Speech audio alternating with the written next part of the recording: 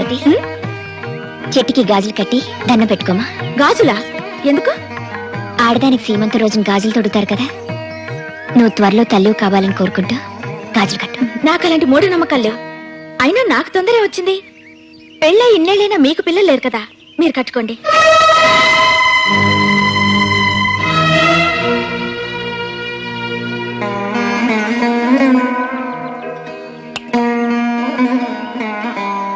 చిన్నపిల్ల, దాని మాటలు పట్టించుకోవద్దమ్మా. త్వరలో దాని కడుపు పండేలా దీవించు.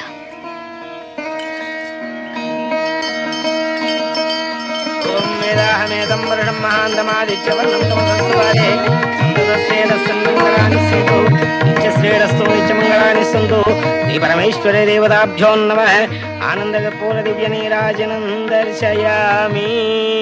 ఏ జన్మలో ఏ పాపం చేశానో గుళ్ళోకొచ్చి నీ దర్శనం చేసుకునే అదృష్టానికి 17 ఏళ్ల దూరం అయ్యాను.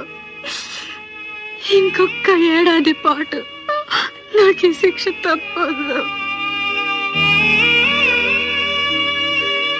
స్వామి, నా కొడుకు చేసిన తప్పులన్నీ క్షమించి వాడికి మంచి బుద్ధిని ప్రసాదించు. ఇంతకంటే నిన్నేవి కోరుకోను. నిన్నేవి కోరుకోను.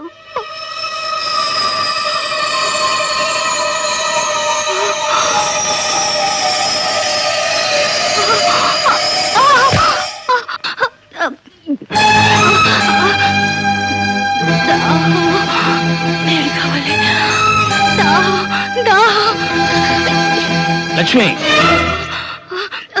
నీళ్ళు కావాలి.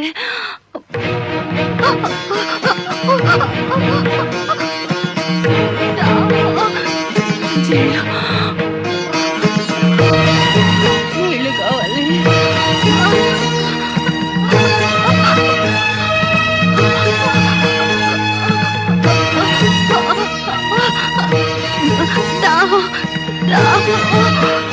మంచి నీళ్ళు, నీళ్ళు, నీళ్ళు.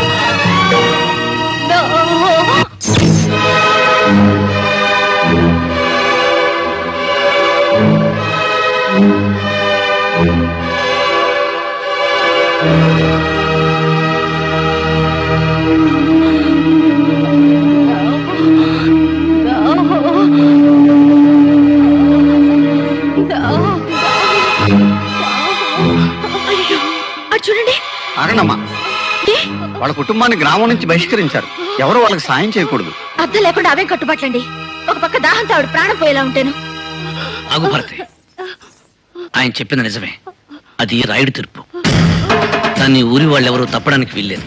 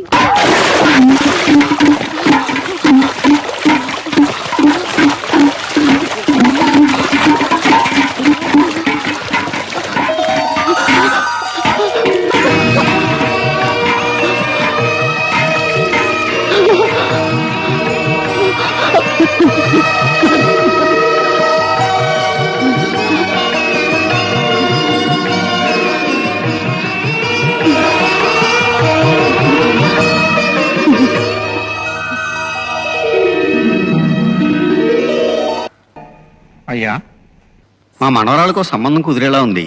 మీరు అనుమతిస్తే రేపు బందర్ దాకా వెళ్ళొస్తాను. అలాగే. అమ్మాయి, కాసిన మంచినీళ్ళు పట్టరా.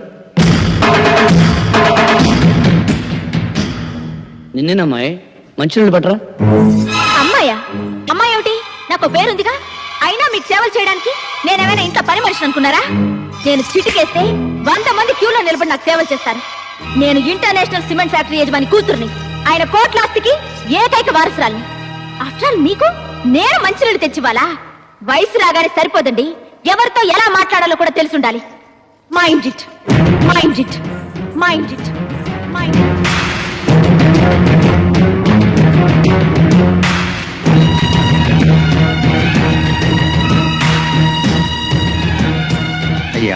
ఏదో తెలిసి తెలియనితనం, పాపం చిన్నపిల్ల. ఇందులో తన తప్పేముంది ఆచార్య గారు? 10 మందితో సేవలు చేయించుకోవడానికి అలవాటు పడ్డ అమ్మాయికి పని చెప్పడం మన తప్పు. అన్నయ్య మంచినీళ్ళు. ఎరా, నువ్వు ఇంకా పొలానికి వెళ్ళలేదా? బయలుదేరుతా అన్నయ్య.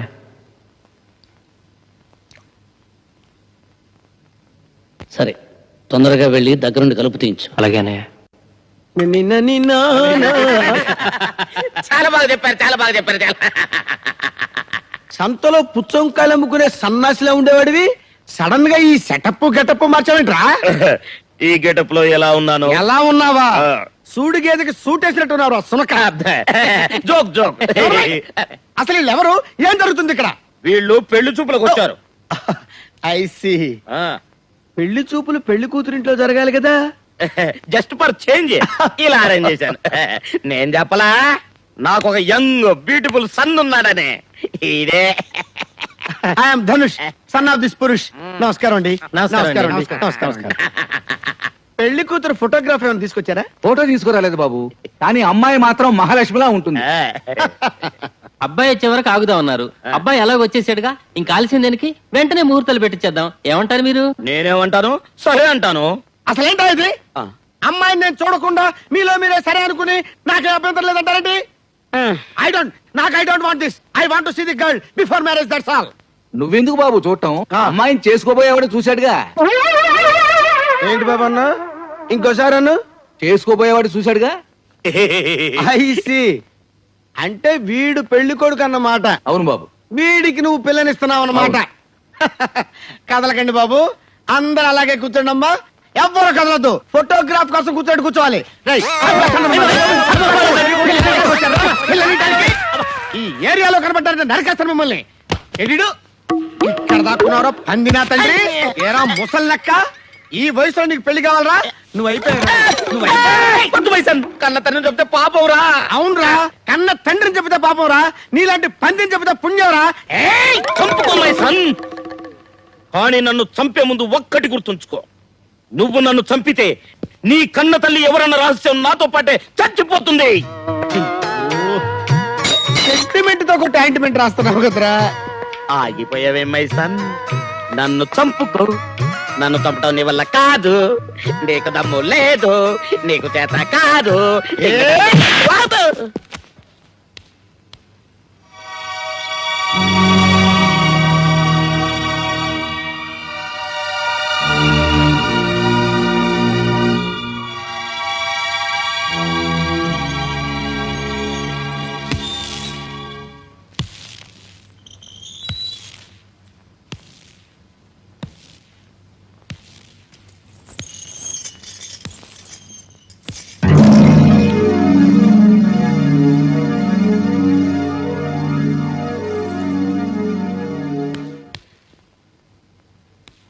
మీరు వెళ్ళండి అన్నయ్య, నేను బయట పారేస్తాను. ఆచార్య గారు, అయ్యా, రామయ్య కూతురు పెళ్లికి నగలు చేయించమన్నాను. ఆ పని ఎంతవరకు వచ్చింది? తయారైపోయాయండి, రేపు ఉదయాన్నే పంపిస్తా అన్నాడు. ఆడదానికి ఉండాల్సింది ధనం దర్పం కాదు, వినయం విధేయత. ఏమిటా డొంక తిరుగుడు మాటలు? చెప్పాల్సిందేదో సూటిగా చెప్పు. డొంక తిరుగుడు కాదు, సూటిగానే చెప్తున్నాను. ఆడదానిలా ప్రవర్తిస్తే మర్యాదగా ఉంటుంది.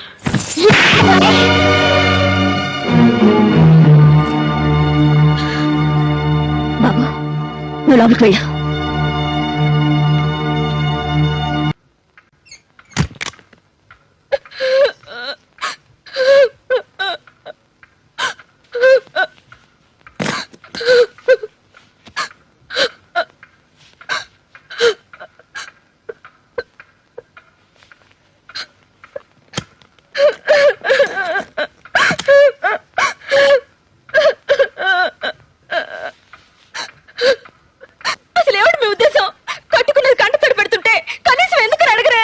అనవసరమైన విషయాల గురించి నేను పెద్దగా పట్టించుకోను.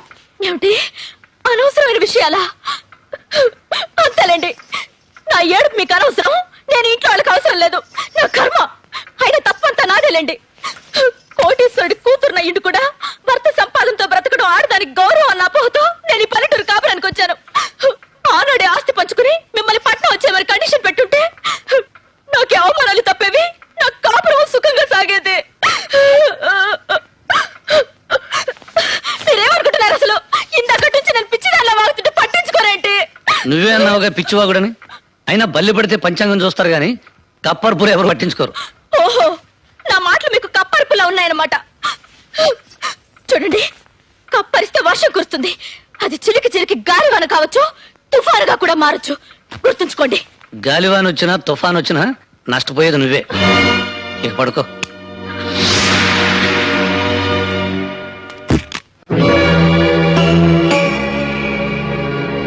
భారతి పుట్టింటికి వెళ్తుందన్నయ్య.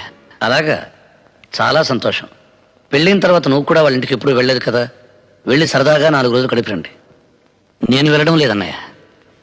అదేంట్రా, అమ్మాయిని ఒంటరిగా ఎలా పంపిస్తావు? ఇక్కడ పనులు ఎప్పుడూ ఉండేవిగా. ఇద్దరు వెళ్ళండి.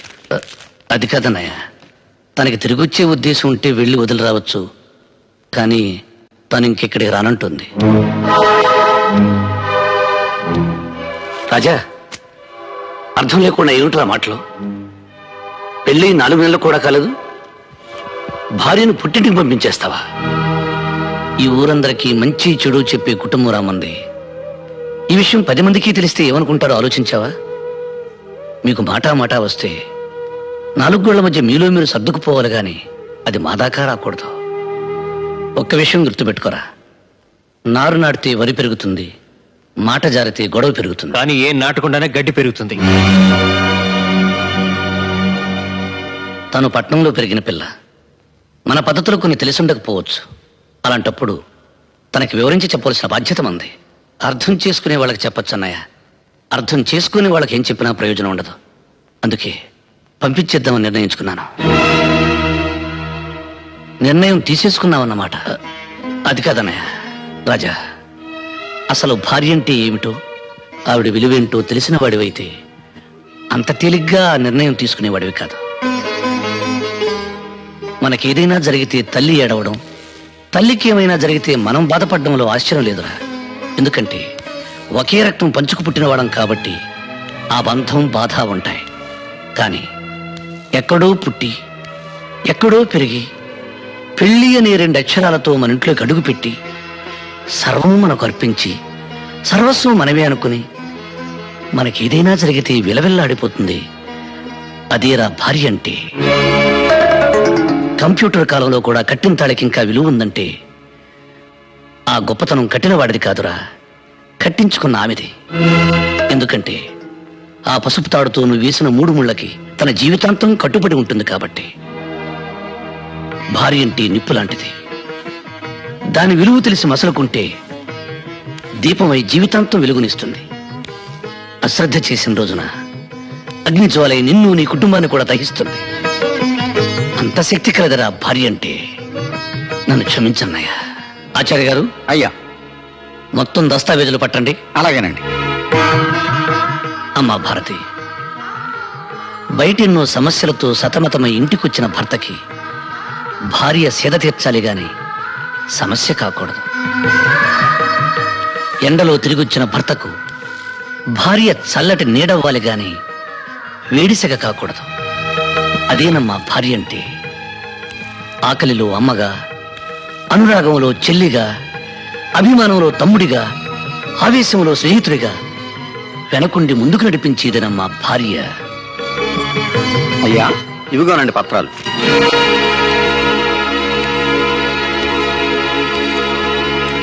భారతి, మాకెక్కడెక్కడ ఏ ఆస్తులున్నాయో మాకే పూర్తిగా తెలియదు. వాటికి సంబంధించిన పత్రాలు ఇవి. నువ్వెక్కడ సంతకాలు పెట్టమంటే అక్కడ సంతకాలు పెట్టడానికి మా 3 అన్నదమ్ముల్లో ఎవరూ వెనకాడరు. లక్ష్మి, ఆ తాళాలు ఎలా ఇవ్వు. ఈ రోజు నుంచి ఈ ఇంటి బాధ్యత మొత్తం నీకు అప్పగిస్తున్నానమ్మా. కానీ నా ఒక్క కోరిక మాత్రం మన్నించమ్మా. కనీసం నా కంఠంలో ప్రాణం ఉన్నంత వరకైనా మా అన్నదమ్ముల్ని వేరు చేయాలనే ఆలోచన నీ కలలో కూడా రానివ్వకమ్మా. భారతి, భార్యాభర్తల సంబంధం గురించి, కుటుంబ సభ్యుల అనుబంధం గురించి ఓ ఇంగ్లీష్ కవి ఏమన్నాడో తెలుసా? The relationship between 2 persons of a family must be like a fish and water, but it should not be like a fish and a fissure man. ఎప్పుడు చిన్నప్పుడు చదువుకున్న చదువు నీకు ఇంగ్లీష్లో చెబితే అర్థమవుతుందని చెప్పాను.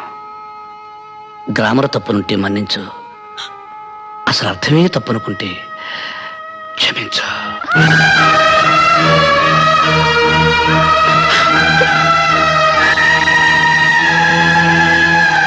చాలా సంతోషం అమ్మా. ఈరోజు మీ కారణంగా నా జీవితంలో ఎప్పటికీ చూడలేననుకున్నది ఒకటి చూశాను, వినలేననుకున్నది ఒకటి విన్నాను. అవేంటో చెప్పమంటారా అమ్మా? పెదరాయుడు గారి కళ్ళల్లో నీళ్లు, ఆయన నోటి వెంట క్షమించు అనే మాట. చాలా సంతోషం అమ్మా, చాలా సంతోషం.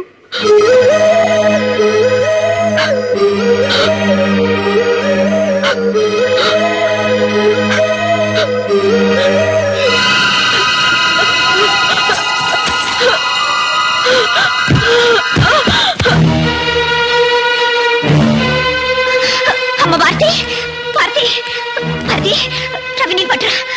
భారతి, భారతి, భారతి, అమ్మా, అమ్మ భారతి, భారతి. భారతి. ఎవ్వరూ కంగారు పడవలసిన అవసరం ఏమీ లేదండి. అమ్మాయి గారు తల్లి కాబోతున్నారు. మళ్ళీ ఇంట్లో పాపారాయుడు గారు పుట్టబోతున్నారు.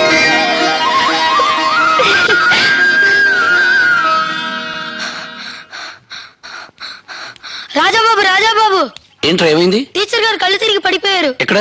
వాళ్ళ ఇంట్లో అండి. అలాగా?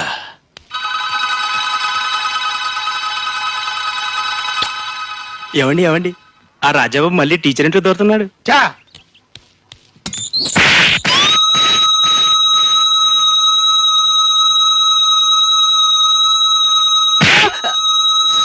ఎవడ ఇంట్లో దొరికితే నీకెందుకురా? ఆల్రెడీ ఈ మైక్ అవుట్, ఇంకా రీసౌండ్ తగ్గలేదు. ఉన్న ఈ మైక్ కూడా పోగొట్టుకోమంటావా? నేనేం చూడలేదు, నాకేం తెలీదు బాబు, నేనేం చూడలేదండి, నాకేం తెలీదు బాబు, నాకేం తెలీదు.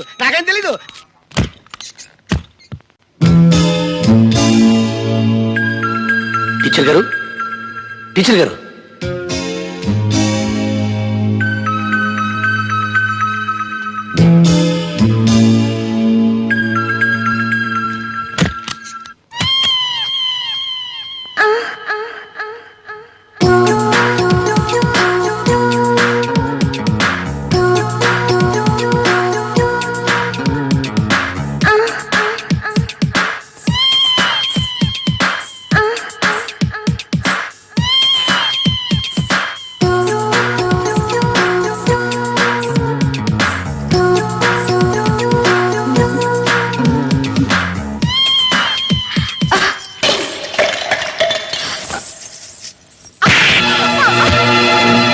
వేషాలు వేసామంటే చీరేస్తాను. నీ టక్కు టమారా గజకర్ణ గోకర్ణ విద్యలని నాతో పెట్టుకోకు. ఇప్పుడే అన్నయ్యతో చెప్పి నీ వేషం తెలిచేస్తాను. పెట్టే బేడ సర్దుకుని సిద్ధంగా ఉండు. ఏమండి, నన్ను క్షమించండి. మగ దిక్కులేని ఒంటరి ఆడదాన్ని. ఈ ఊళ్ళో అడుగు పెట్టిన రోజే మీ మీద మనసు పడ్డాను. మీలాంటి ఉత్తముడికి భార్యని అర్హత నాకెట్లూ లేదు. కనీసం మీ మనిషిగా మీ నీటిలో బతకాలని ఆశపడ్డాను. ఆ తాపత్రయంతో అతిగా ప్రవర్తించి మిమ్మల్ని నొప్పించాను. అర్థం చేసుకోండి ప్లీజ్.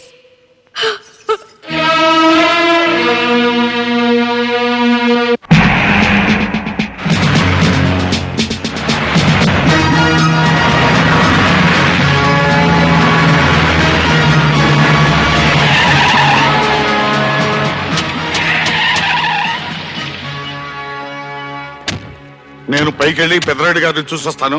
వీళ్ళందరినీ ఇక్కడ నిశ్శబ్దంగా ఉండమని.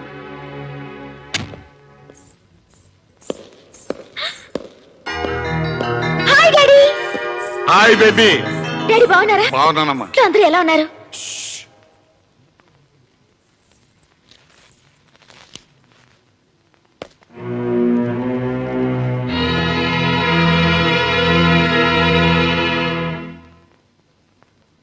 నమస్కారం అండి.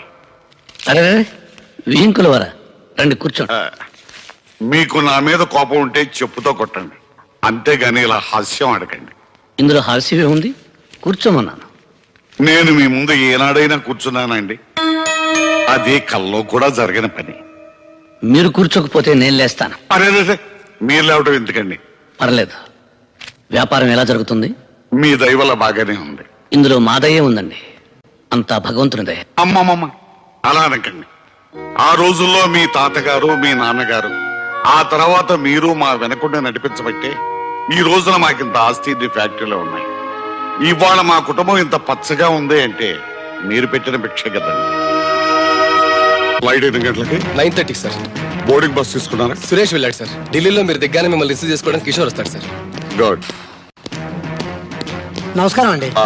ఏం కావాలి? మా అబ్బాయి ఇంజనీరింగ్ సీట్. సెక్రటరీ, ఆ వివరాలన్నీ నోట్ చేసుకుని ఎడ్యుకేషన్ మినిస్టర్ గారితో చెప్పి ఆ పని అయ్యేలా చూడండి. Sir 18 sorry, out of station చెప్పారు కదా, ఆ టైం ఏంది వస్తా. నమస్తే సార్. Thank you sir. మీ దయ వల్ల నాకు ప్రమోషన్ వచ్చింది. Very good. మా అమ్మాయి పెళ్లికి సెక్రటరీ, వీరికి 20,000. సార్ నా జాబ్ విషయం. ఈ పని ఎలా చూడు. Thank you sir. Good morning daddy. Good morning baby. అమ్మా జాగింగ్ వెళ్ళలేదా? లేదు డాడీ, నా ఫ్రెండ్ ఇంటికి వెళ్ళొస్తున్నాను. Very good. నువ్వు వెళ్ళి టిఫిన్ చేయమ్మా. మీ డాడీకి అర్జెంట్ పని ఉంది, వెళ్తా. అలాగే. ఈ ఊరు పక్కనే ఫ్యాక్టరీ కట్టడానికి స్థలం ఉందంటే చూడడానికి వచ్చాను. ఎలాగూ ఇంత దూరం వచ్చాను కదా, మిమ్మల్ని కూడా చూసి వెళ్దామని వచ్చాను. వస్తానండి. అలాగే, అమ్మాయితో మాట్లాడి వెళ్ళండి. లేదండి, కొంచెం అర్జెంట్ పని ఉంది. అదేంటండి, ఇంత దూరం వచ్చి కనీసం కన్న కూతురు ఎలా ఉందో అడగకుండా వెళ్తారా? అందులో నువ్వు అమ్మాయి ఒట్టి మనిషి కూడా కాదు.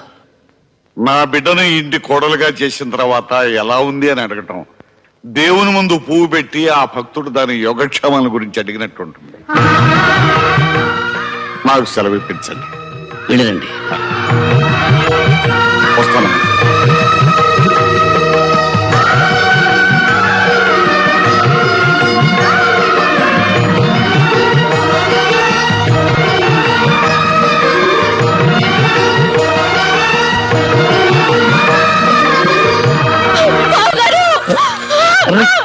ఏమిటమ్మా ఇది? నన్ను క్షమించండి బావగారు, నన్ను క్షమించండి. అవివేకంతో చాలా పొరపాట్లు చేశాను. నన్ను క్షమించాలని ఒక్క మాట చెప్పండి బావగారు. అహంకారంతో మిమ్మల్ని అనరాని మాట్లాడినాను. పిడిపిడి జ్ఞానంతో మిమ్మల్ని అవమానించాను. నేను చేసిన తప్పుకి ప్రాయశ్చిత్తం లేదు. నన్ను క్షమించండి బావగారు. లేదు బావగారు, మీరు నన్ను క్షమించాలని చెప్తే తప్ప నా పాపానికి పరిహారం లేదు. మిమ్మల్ని అందరినీ ఎంతగానో క్షోభ పెట్టాను. మరిది గారిని కొట్టాను. మీ అందరి ముందు నిలబడే అర్హత కూడా లేని నేను మీ అందరితో చాలా అహంకారంగా ప్రవర్తించాను. నన్ను క్షమించండి అక్కయ్య. నన్ను క్షమించండి. ఊరుకోమ్మా, నువ్వెవరురా? మా బిడ్డ కదా, ఊరుకోవాలి.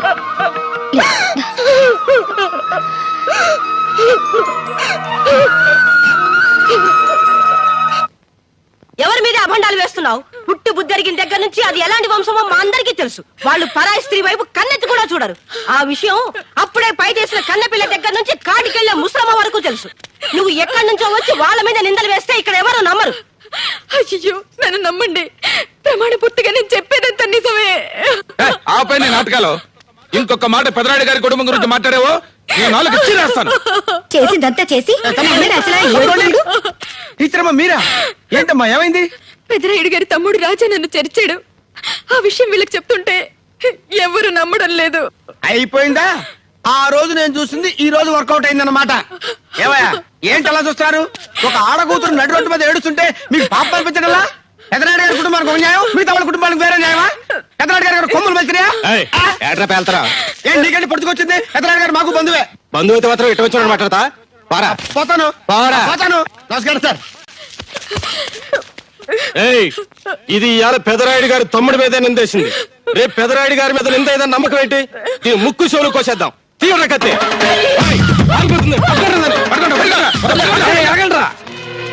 అందరూ జాగ్రత్తగా వినండి. ఈ విషయం ఎట్టి పరిస్థితుల్లోనూ పెదరాయుడు గారి దాకా వెళ్ళటానికి వీల్లేదు. గుర్తుంచుకోండి.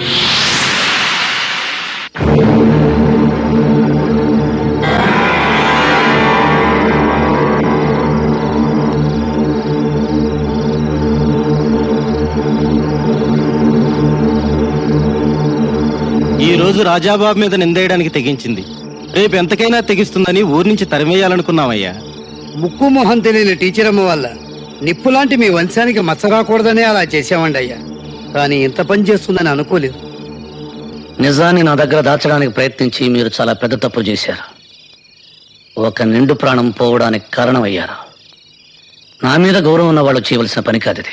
తప్పైపోయింది, మమ్మల్ని క్షమించండి అయ్యా. ఆచార్య గారు, అయ్యా, తెల్లవారగానే పంచాయతీ.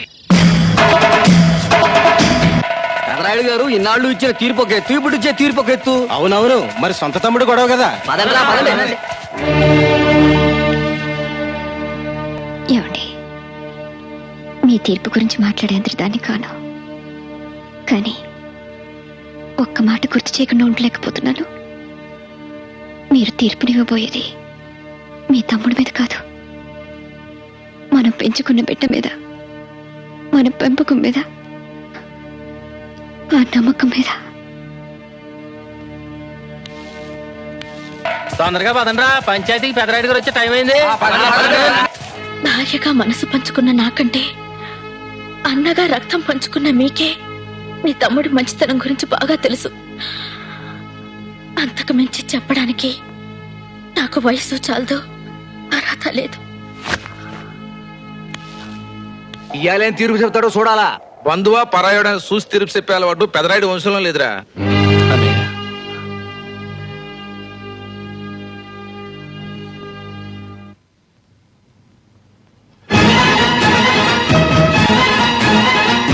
రక్తం పంచుకు పుట్టిన తమ్ముడైనా, జీవితం పంచుకున్న భార్య అయినా, తీర్పిచ్చేవాడి దృష్టిలో అందరూ ఒక్కటే, అందరూ ఒక్కటే. ఆపు! నువ్వు చేతులు కట్టుకుని కన్నీళ్లు పెట్టుకున్నందువల్ల ప్రయోజనం ఉండదు. ఈ పాపారాయుడు తీర్పులో మార్పు ఉండదు.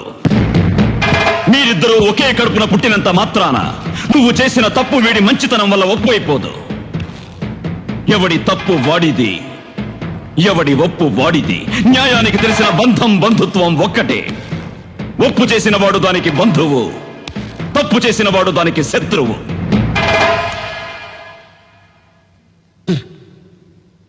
నా దృష్టిలో ఒక్కసారి తప్పు చేసిన వాడిని క్షమించడం, మరోసారి తప్పు చేయడానికి వాడికి అవకాశం ఇవ్వడం. అంతే కదా ఆచార్య గారు? అయ్యా, 100కి 100 అంతే. శభాష్. రేపు పంచాయతీలో కలుద్దాం. ఇక మీరు బయలుదేరచ్చు. రాయుడు గారు, తమరు మరొక్కసారి. నా గురించి మీ అందరికీ బాగా తెలుసు. ఈ రాయుడు చెప్పిందే చేస్తాడు, చేసేదే చెప్తాడు. అది కాదు రాయుడు గారు.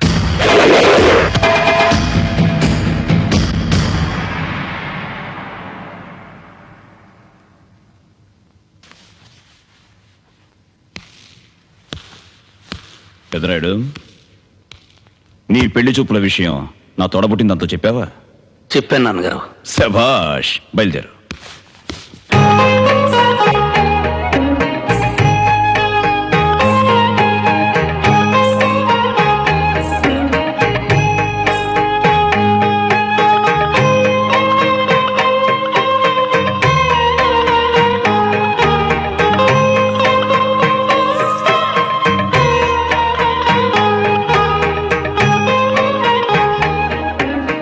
ఏం చెల్లెమ్మా, అమ్మాయి ఎలా ఉంది? మైకేమండి, బంగారం. మిమ్మల్ని అడిగానా? నాకు కావలసింది నా తోడబుట్టిందని అభిప్రాయం. చెల్లెమ్మా, అమ్మాయి ఎలా ఉంది? మాట్లాడవేమ్మా. నేను కొన్ని టెస్టులు చేయాలి. అబ్బో, ఆ రోజుల్లో మేమేదో మిమ్మల్ని టెస్టులు చేసుకున్నట్టు. ఏమయ్యా, మా నాన్న నా చెల్లెల్ని నీకు ఇవ్వడానికి ఇష్టపడకపోతే నువ్వు వచ్చి నా కాళ్ళు చేతులు పట్టుకుని బతిమాలిన రోజులు మర్చిపోయావా? 10 మందిలో చెప్పమంటావా? అబ్బే, అదేంటి బావా, నేనేదో జోక్ చేస్తే. నోటీస్ చేయమ్మా. అలాగే, ఇదిగో అమ్మాయి. అన్నయ్య, అమ్మాయి చెవులు బాగానే వినిపిస్తున్నాయి, చెవులు లేదు. అమ్మాయి, ఒకసారి పైకి లేచి అటు ఇటు నడిచి చూపించమ్మా.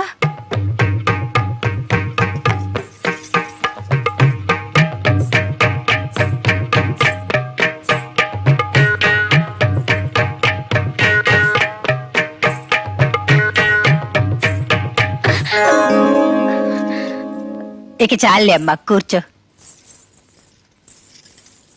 అన్నయ్య, కాళ్ళు చేతులు కూడా బాగానే ఉన్నాయి. ఏం పెదరాయుడు, నాన్నగారు, అమ్మాయిని బాగా చూసుకున్నావుగా? నాకు నచ్చడమే ఉంది నాన్నగారు. మీకు అత్తయ్యకు నచ్చితే చాలు. శభాష్. ఏం బావగారు, మీ అభిప్రాయం ఏంటి? మా అమ్మాయికి ఏంటి బావా, సాక్షాత్తు లక్ష్మీదేవిలా ఉంది. ఆగండి ఆగండి, ఏమైందమ్మా? ఇంకో టెస్ట్ మర్చిపోయాను. ఇదిగా అమ్మాయి, ఒక పాట పాడమ్మా. చెల్లెమ్మా, ఇప్పుడు అవన్నీ అవసరమా? నువ్వు ఊరుకో అన్నయ్య, నీకే తెలీదు. మోకదో మంచిదో తెలుసుకోవద్దు. శభాష్ శభాష్. అరే, ఎందుకమ్మా అలా భయపడతావు? నేను పాడతాను చూడు. అన్నయ్య, నువ్వు పాడమ్మా.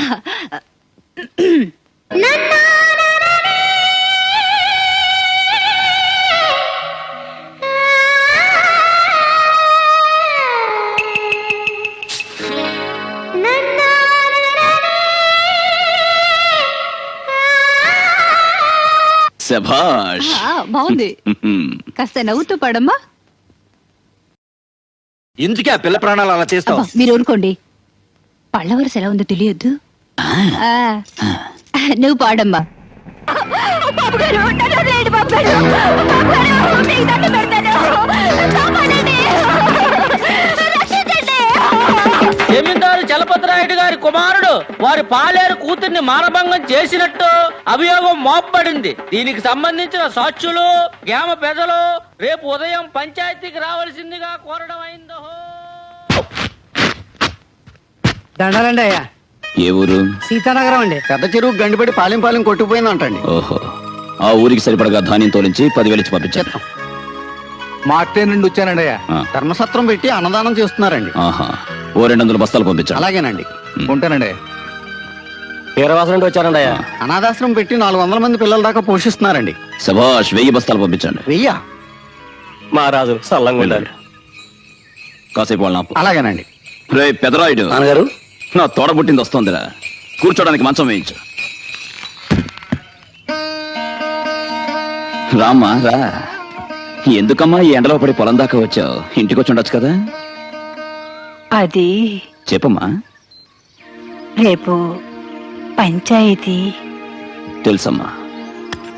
అక్కడ దోషిగా నిలబడిపోయేవాడు నా కొడుకు. అది కూడా తెలుసమ్మా. అన్నయ్య, నువ్వు నన్ను జమీందారుల కుటుంబంలో ఇచ్చావు. రేపు నువ్వివ్వబోయే తీర్పు మీద ఆ వంశం పరువు మర్యాదలు ఆధారపడి ఉన్నాయి. ఏదో చిన్నతనం వల్ల తెలియక నా కొడుకు పొరపాటే చేశాడు. నువ్వు పెద్ద మనసు పెట్టి వాడిని క్షమిస్తే.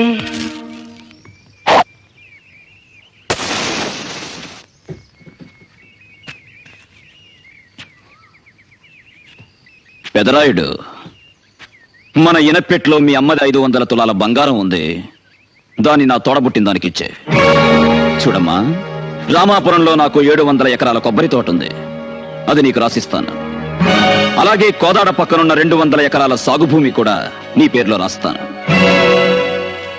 నువ్వు కావాలంటే నాకున్న యావదాస్తిని నీకు ధారాదత్తం చేస్తాను. అంతేకాని మేము తరతరాలుగా నమ్ముకున్న నీతిని న్యాయాన్ని ఎవరి కోసం వదలను. అది కాదన్నయ్య.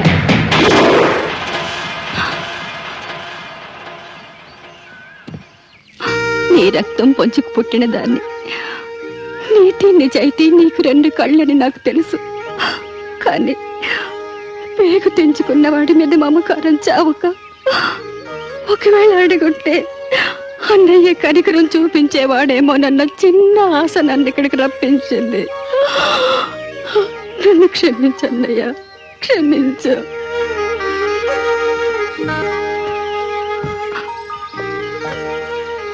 బాధపడుతున్నావా అత్తయ్య? లేదు బాబు, గర్వపడుతున్నాను. ప్రతి ఆడది తెల్లవచ్చు, కానీ కొంతమంది అదృష్టవంతులకు మాత్రమే ఇలాంటి అన్నయ్యకు చెల్లెలయ్యే భాగ్యం లభిస్తుంది. వస్తాను బాబు.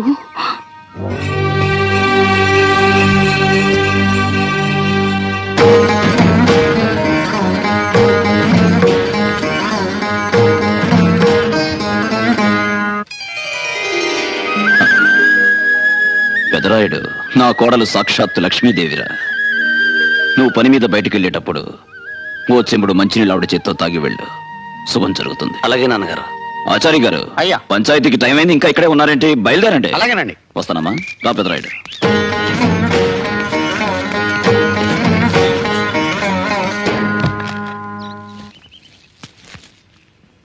వాళ్ళు జాగ్రత్త అమ్మా. మీరు వెళ్ళరండి మావయ్య గారు, బిడ్డలు నేను జాగ్రత్తగా చూసుకుంటాను. శభాష్, చాలా సంతోషం అమ్మా.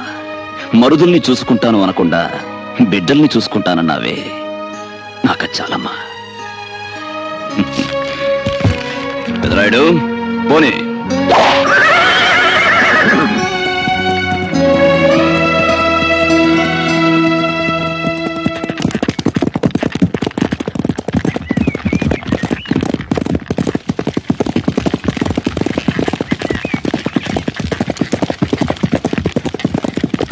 బండాపు, ఇంటి మీదగా వెళ్తూ ఇంట్లోకి రాకుండా వెళ్ళిపోతావే, లోపలికి వచ్చి కాసిన మజ్జిగ తాగేళ్ళు.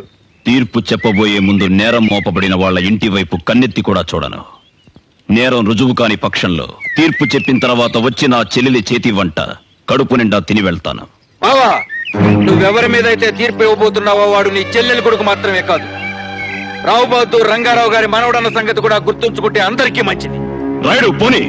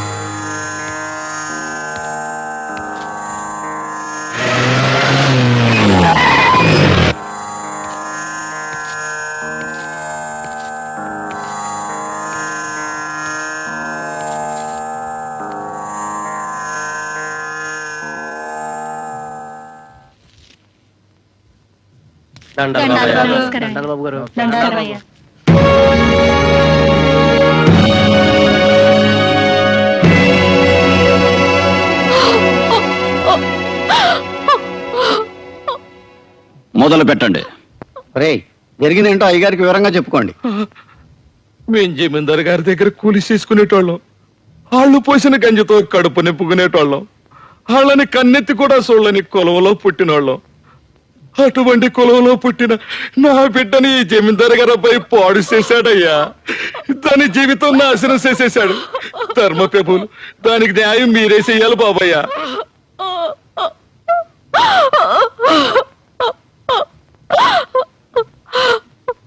నువ్వు ఆ పిల్లకి తండ్రివి, నీ మాటలెలా నమ్మడం? వేరే సాక్షులు ఎవరైనా ఉన్నారా? నేనున్నాను బాబాయ్. నువ్వు ఆ పిల్లకి ఏమవుతావు? మేనమామనండి. నీ సాక్ష్యం చెల్లదు. నేను కల్లారా చూశానయ్యా.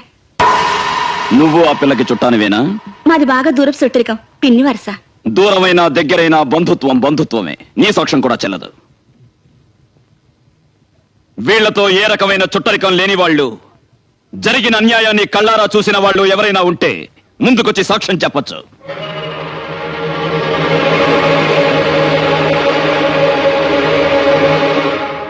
మీరెవ్వరికీ భయపడాల్సిన అవసరం లేదు. మనమందరం భయపడాల్సింది ఆ భగవంతుడికి, మన మనస్సాక్షికి. చెప్పండి.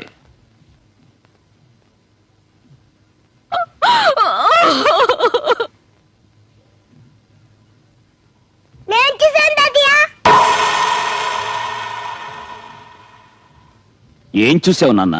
ఈ మామ ఈ అక్కని భుజం పైన వేసుకొని తీసుకెళ్ళాడు. అక్కేమో నన్ను కాపాడాన్ని కాపాడాన్ని అని అరిచింది.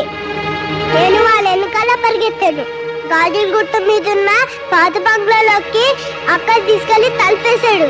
లోపల నుంచి అక్క ఏడుపులు కేకలు వినిపించాయి. అదే తాతయ్య నేను చూసింది. ఏరా నీతి లేని కుక్క! మన కింద పనిచేసే వాళ్ళకి తిండి బట్ట ఇచ్చి అండగా నిలబడి ఆశ్రయం ఇవ్వడం యజమానిగా మన ధర్మం. అలాంటిది నిన్నే నమ్ముకుని నీ పంచన పడున్న వాళ్ళ పడకనే పంచుకున్నావంటే మృగానికి నీకు తేడా లేదు. అయ్యా, గుళ్ళోకి వెళ్ళి అమ్మవారి పసుపు తాడు పట్రా. అట్టగరయ్యా. ఇదిగో అమ్మాయి, ఇలా రా.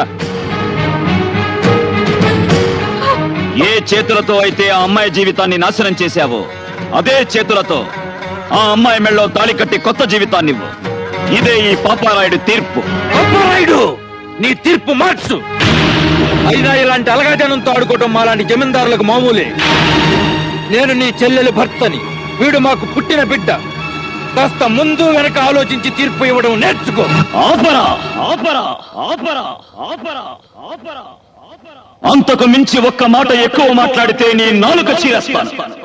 నా కళ్ళల్లోకి సూటిగా చూసి మాట్లాడడానికి భయపడే నువ్వు నా తీర్పుకి ఎదురు చెప్తావా?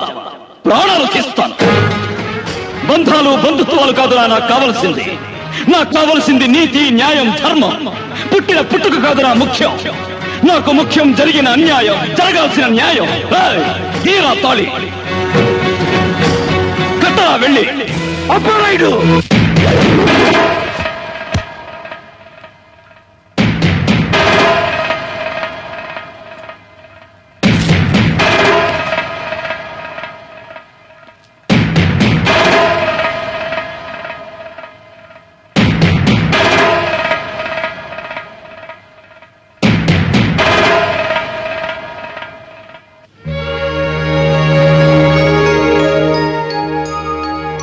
ఆ ఇంట్లో నీకే లోటు జరిగినా ఈ పాపారాయుడున్నాడన్న సంగతి మర్చిపోకు. పాపారాయుడు గారికి, పాపారాయుడు గారికి, పాపారాయుడు గారికి, పాపారాయుడు గారికి, పాపారాయుడు గారికి, పాపారాయుడు గారికి, పాపారాయుడు గారికి, పాపారాయుడు గారికి, పాపారాయుడు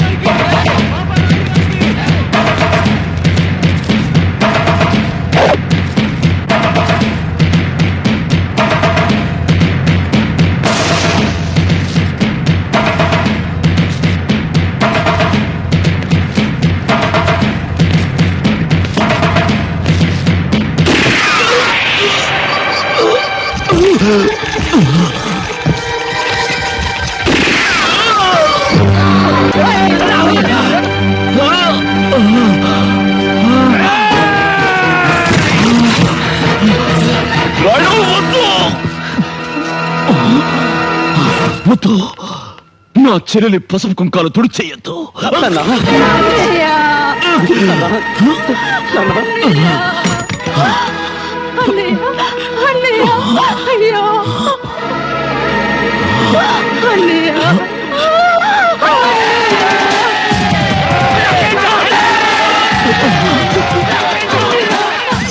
ఆగండి!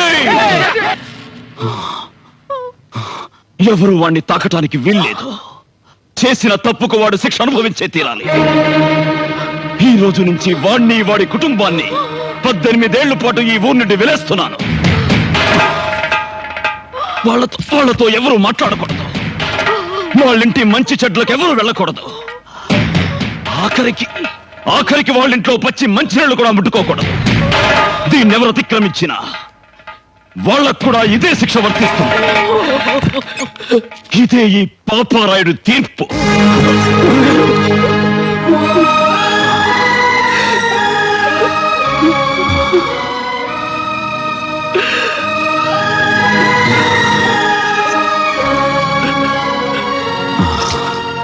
పెదరాయుడు, నా బాధ్యత నీకు అప్పగిస్తున్నాను. తీర్పు చెప్పేవాడి దృష్టిలో అందరూ ఒక్కటే. న్యాయం మన ఊపిరి, ధర్మం మన ప్రాణం. ఎప్పుడైతే మనం తప్పుడు తీర్పిచ్చామో ఆ క్షణమే మనం చచ్చిపోయినట్టు లెక్క. గుర్తుంచుకో.